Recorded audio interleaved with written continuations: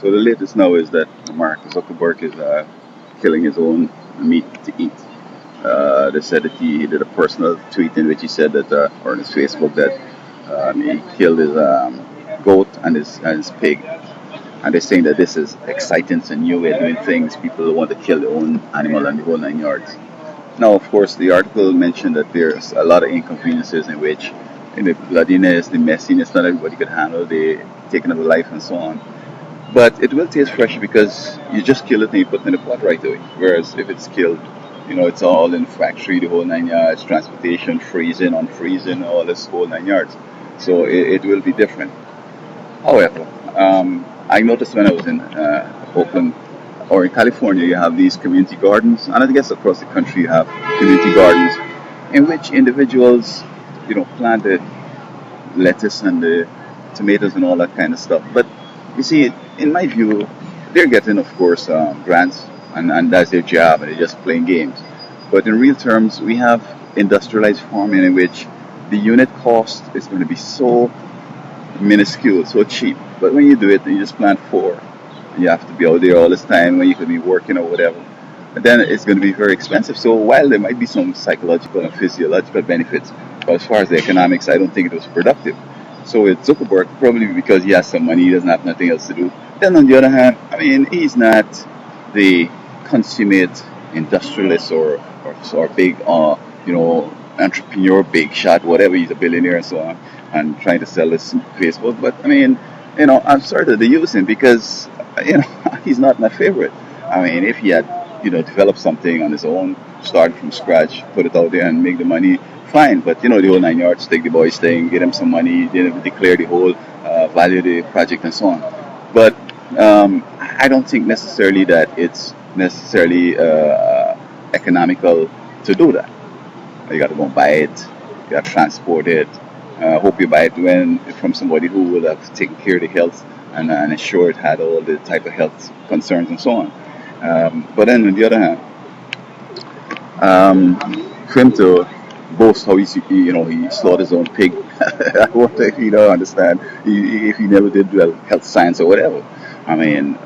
Their pig farming is a very important agricultural business, and a lot of people make money off of that. But I personally will not eat pigs because the scripture says it's unclean. Well, of course, these big shots, as I've blogged before, many of them are atheists and pagans because of the scampishness they do and the type of way they operate a business, very covetous and the whole sin thing, and they just can't be Christians because they can't talk to God. He's going to tell them give back the man his thing and stop robbing the people and all this kind of stuff, so they avoid that. But a Christian will not boast of eating pig because it's not something that is the healthiest. And the reason is that God said it, and He's the one that created the pig, and He created the pig for a specific purpose, to be a scavenger, to clean the earth. And as such, their body would be built different, their cells different, they have different enzymes. Because you see, for example, a crow, or some of these other vultures, or some of these other cannibals, or scavenger animals, when they eat a putrefying, stink, rotting, worm-infested, object or animal, it doesn't do them anything. In fact, they look healthier.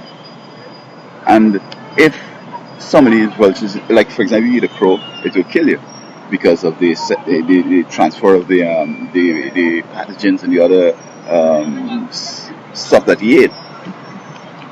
The pig is not so extreme though, but nevertheless, his body is made in such a way that he could handle that thing, and those chemicals that would allow him to handle that sort of substance is going to harm us because our bodies are not built that way. So for support not to know this, I'm not surprised basically, because he's not a smart guy. He didn't graduate from university, just took the guy and run off.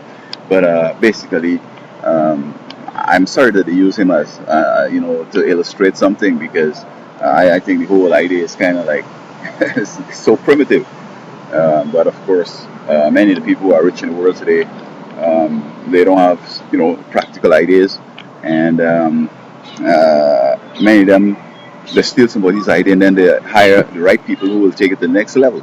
So they were never in it But we out here think in terms of, oh, look what they're doing, and these brilliant people and these creative people. But basically, anybody could do that.